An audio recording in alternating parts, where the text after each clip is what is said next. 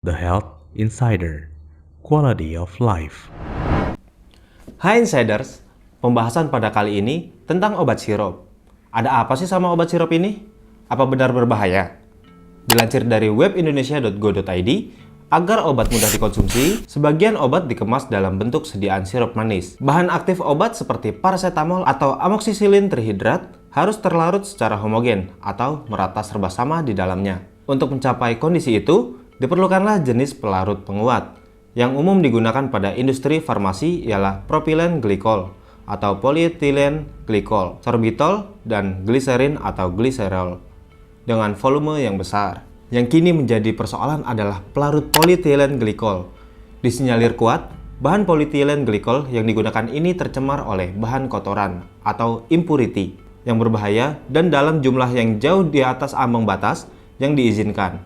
Pencemaran diperkirakan terjadi sejak pada proses pabrikasi polyethylene glikol dan kemungkinan juga propilen glikol. Dampaknya ternyata begitu memilukan. Melansir dari web CNBC Indonesia, Menteri Kesehatan Budi Gunadi Sadikin mengungkapkan kenapa obat sirup yang dikonsumsi anak-anak menjadi bermasalah saat ini. Padahal, obat sirup sudah sejak lama dikonsumsi kepada anak-anak pada saat mengalami sakit. Menteri Kesehatan menyatakan dengan tegas bahwa ia sudah menanyakan hal ini kepada para ahli.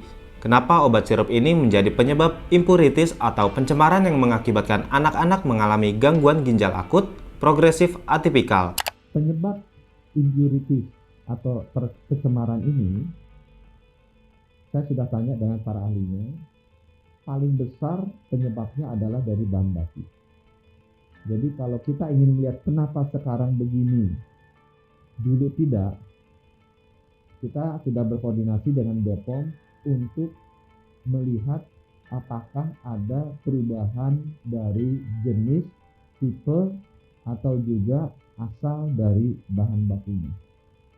Kita udah ada datanya, pergeseran dari negara-negara mana import bahan baku itu terjadi, tapi nanti saya akan sampaikan pada kesempatan khusus.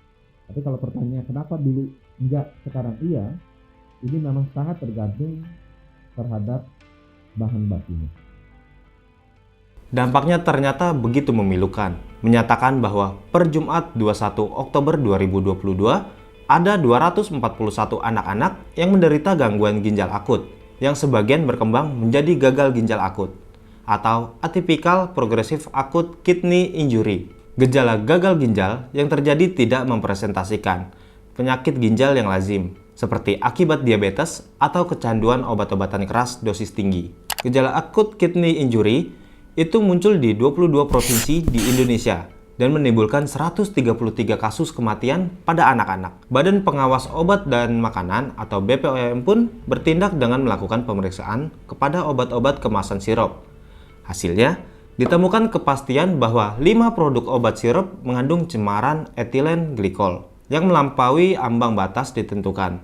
BPOM memerintahkan kepada industri farmasi pemilik izin edar untuk melakukan penarikan serta pemusnahan sirup obat dari peredaran di seluruh Indonesia. Yang penting juga dalam proses ini kami sudah mendapatkan 2 industri farmasi yang akan kami tindak lanjuti menjadi pidana. Ya, jadi kedeputian 4 yaitu Kedeputian Bidang Penindakan dari Badan POM sudah kami tugaskan untuk masuk ke industri farmasi tersebut, bekerja sama dengan kepolisian dalam hal ini, dan akan segera melakukan penyidikan untuk menuju pada pidana, ya, perkara pidana dalam hal ini. Sehingga untuk dua industri farmasi, mungkin saya tidak menyebutkan sekarang karena prosesnya masih berlangsung dan akan segera nanti tentu kami komunikasikan pada masyarakat. Karena ada indikasinya bahwa kandungan dari EG dan EDG di produknya itu tidak hanya dalam konsentrasi sebagai kontaminan, tapi sangat-sangat tinggi dan tentu saja sangat toksik, dan itu bisa tepat diduga bisa mengakibatkan ginjal akut dalam hal ini. Terhadap hasil uji 5 sirup obat dengan kandungan etilen glikol yang melebihi ambang batas aman, BPOM telah melakukan tindak lanjut dengan memerintahkan kepada seluruh industri farmasi pemilik izin edar untuk melakukan penarikan sirup obat dari peredaran di seluruh Indonesia, serta pemusnahan untuk seluruh batch produk tulis BPOM dalam siaran resmi. Penarikan tersebut mencakup ke seluruh outlet sejak dari pedagang besar farmasi, instalasi farmasi pemerintah, apotek, instalasi farmasi rumah sakit, puskesmas, klinik, toko obat, dan praktik mandiri tenaga kesehatan.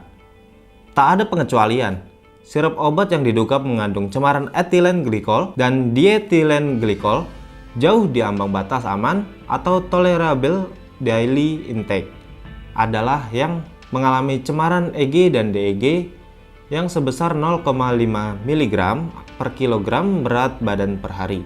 Nah, itu tadi pembahasan tentang obat sirup. Kalau ada saran dan masukan, bisa kalian tulis di kolom komen ya. Sekian video dari The Health Insiders. Jangan lupa like, subscribe, and share. See you!